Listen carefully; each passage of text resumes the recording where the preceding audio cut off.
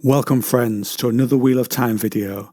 Today we will explore the origins and warfare of the Seanchan, their magic, their employment of beasts in combat, where they come from, and where they might be going. Historical spoilers for all the books throughout. Let's get straight into it. Established by Luthair Paendrag Mondwin, son of Artur Hawking, who had at this stage united the Westlands, Lothair led a vast fleet across the ocean, but the fleet never returned to his father. But the fleet did make it across the ocean, and Lothair was able to establish power by pitting the native nations against each other, and over time, Lothair and his line that followed unified them, as his father was able to do, into the Seanchan Empire. This took approximately 800 years. The animals that live on this new continent were enlisted, and with their help, all the Shadow Spawn, that's the troops of the Dark One, were wiped out, and so, over time, they became a myth. The bloodline of Lothair continued to rule, with one emperor or empress with the absolute power sat on the throne at any time. The throne is a crystal throne. The rulers and their families ruled over the blood. That's the name of the noble classes in the empire. The ruling family also had a death guard to protect them and their lives, whilst the Seekers of the Truth are a secret police who also protect the throne by hunting for dark friends, that is those that are allied with the Dark One, and stamping out rebellions before they start, using their information network. In the next part, I have deliberately left out some of the in-world terms for magic and those that employ it, so you can come in fresh and enjoy the lore and not be bogged down in the in-world language.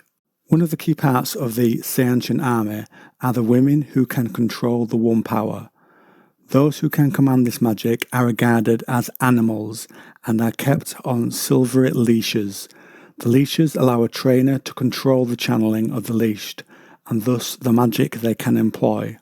As part of the army, the commands the leashed are given are direct, such as calling down lightning in a certain area or releasing fireballs at a certain target.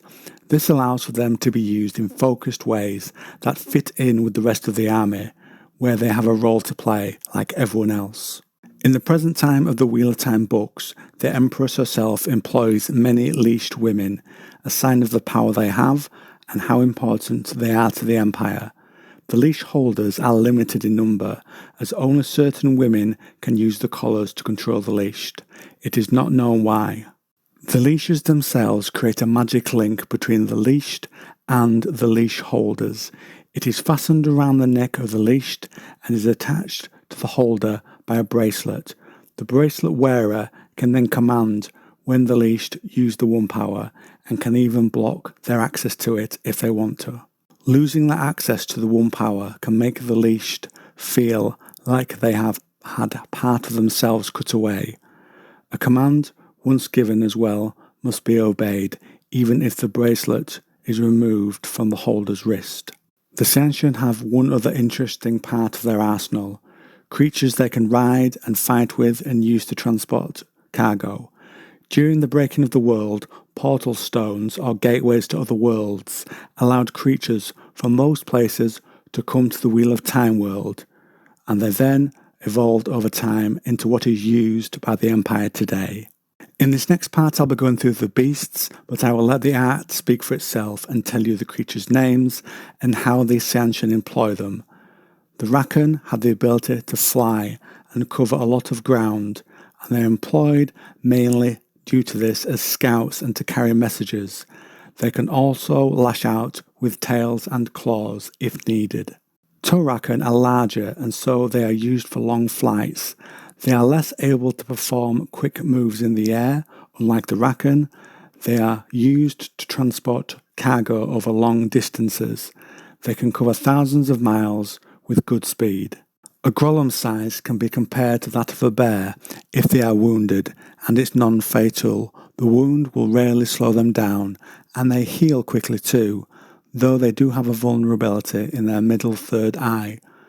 The Lopar rear onto their back legs to fight, and like cataphract or elephants in our world, they wear armour, and the armour is similar to the soldiers they fight alongside. Tormers have a high intelligence, and they are used as riding animals. Compared to a horse, they have better speed and endurance. Once they have bonded with a rider, they won't let others ride it, and if their rider is killed, they need time to adjust to another one.